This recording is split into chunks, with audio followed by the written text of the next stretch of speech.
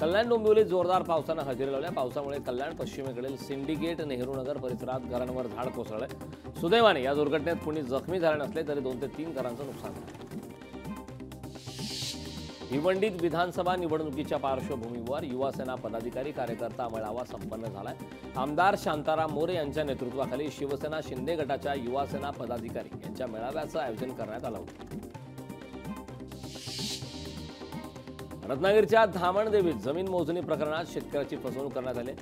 भूमी अभिलेख अधिकाऱ्यानं 70,000ची लाच घेत खोटा नकाशा दिला। भूमी अभिलेख अधिकाऱ्यासह एका लिपिकावर गुन्हा दाखल केलाय।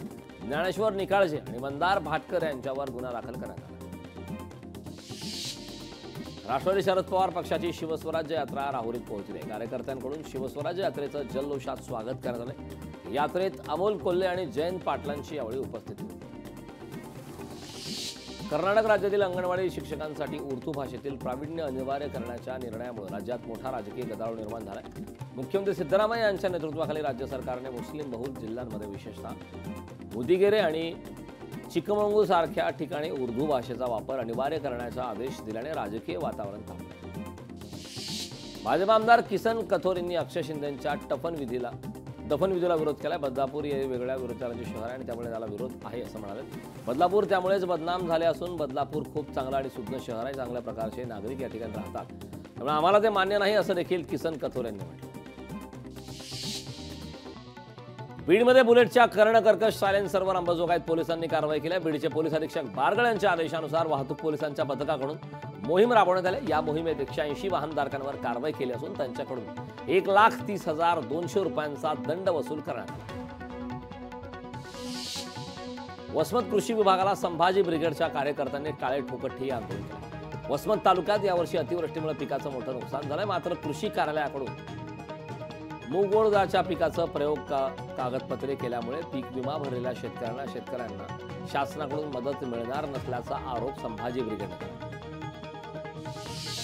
बंदर आणि गोदी कामगारांच्या पगारवाढीचा करार संपन्न झाला। द्विपक्षीय वेतन समितीच्या बैठकीत करार झाला। इंडियन पोर्ट असोसिएशन आणि 6 मान्यताप्राप्त कामगार संघामध्ये हा करार झाला। 1 जानेवारी 2022 ते 31 डिसेंबर 2026 पर्यंत कराराची मुदत।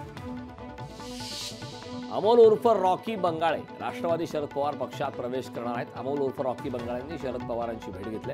अमोल बंगाळे मोहोळ मतदारसंघातून निवडणूक लढणार आहेत। अमोल बंगाळे माजी गृहमंत्री सुशीलकुमार शिंदेंचे समर्थक असल्याची माहिती।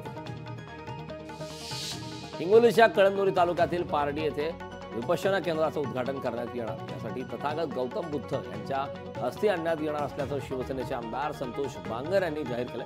मात्र या अस्थी तथागत गौतम बुद्धांच्या आहेत का याचा खुलासा प्रशासनाने द्यावा या मागणीसाठी जिल्हाधिकारी यांच्या दालनाबाहेर ठिय्या आंदोलन करण्यात आलं। शेलार यांनी निवडणूक आयोगाकडे सूचना मांडल्या आहेत। मतदान केंद्राबाहेर विविध सुविधा उपलब्ध करण्याची मागणी करण्यात आली। मतदानाचा दिवस सलग सुट्ट्यांच्या दिवशी असू नये असं शेलार यांनी म्हटलं।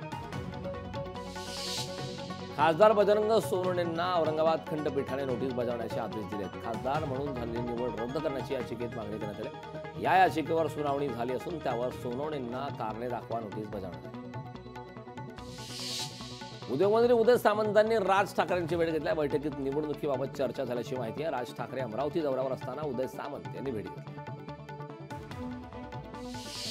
जळगाव जिल्ह्यात सह बोदवड तालुक्यात मुसळधार पावसाने धुतलंय। जनजीवन विस्कळीत झालंय। नेमाडे महाविद्यालयात पाण्याचा पूरस्थिती निर्माण झाल्याने विद्यार्थ्यांना दोर लावून सुखरूप बाहेर काढण्यात यश आलं। पैठण शहरासह तालुक्यातीलही काही भागात जोरदार पाऊस झाला। पावसामुळे शेती पिकाचं मोठं नुकसान झालंय। या पावसामुळे आठवडे बाजारात ग्राहक आणि विक्रेत्यांची चांगलीच तारांबळ उडाली। संगमनेर तालुक्यात अवकाळी पावसाचा तडाखा बसलाय। पावसामुळे सोयाबीन पिकं पाण्याखाली गेल्याने शेतकऱ्यांचं मोठं नुकसान झालं, त्यामुळे शेतकरी हवालदिल झाला।